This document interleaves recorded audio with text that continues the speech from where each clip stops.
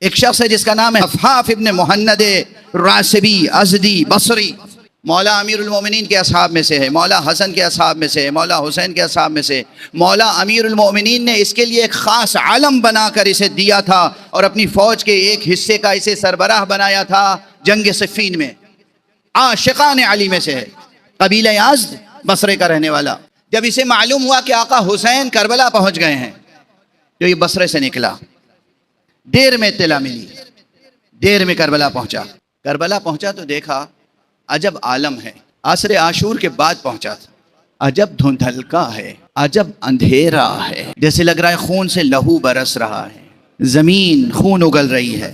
سیدھا گیا رئیس لشکر کفار، رئیس لشکر فساق، رئیس لشکر فجار عمر ابن سعد کے سامنے پہنچ گیا۔ کہا حسین کہاں ہیں؟ اس نے پوچھا تم کون ہو؟ بڑی شجاعت کے ساتھ کہا میں ہوں حفاف ابن محند راسبی ازدی بصری، میں نے سنا ہے کہ حسین کربلا آئے ہیں، میں حسین کی نصرت کے لیے آیا ہوں۔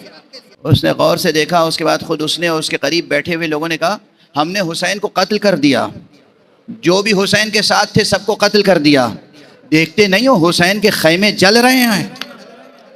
اتنا سننا تھا، تلوار کھینچی اور کہا یا ایھا الجند المجند انا الحفاف ابن المحند احمی عیالات محمد۔ پہچان لو لشکریوں، فوجیوں، دشمنوں، ظالموں، پہچان لو کہ میں کون ہوں، میں حفاف ابن محمد ہوں اور آج آل محمد کی نصرت کر رہا ہوں۔ اور بے جگری کے ساتھ لڑا، ایسا جہاد کیا ہے کہ پھر فوجوں کے قدم اکھڑ گئے، پرے کے پرے بکھر گئے، یہاں تک کہ جو سامنے آتا تھا قتل کر دیتا تھا۔ ایک جوش، ایک جذبہ۔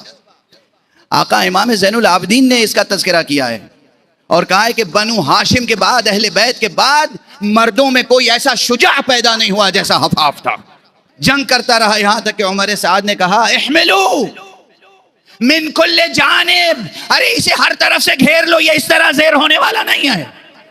اور پھر وہی ہوا، فوجوں نے ہر طرف سے گھیرا اور اب اسی طرح گویا مماثلت پیدا ہو گئی، جیسے آقا شہید ہوئے تھے، جس کے ہاتھ میں جو اسلحہ تھا وہ آقا کے اس جانثار پر استعمال کر رہا تھا، تیر اس کی طرف پھینکے جا رہے ہیں، نیزے اس کو چبھائے جا رہے ہیں، شمشیر سے اسے زخمی کیا جا رہا ہے۔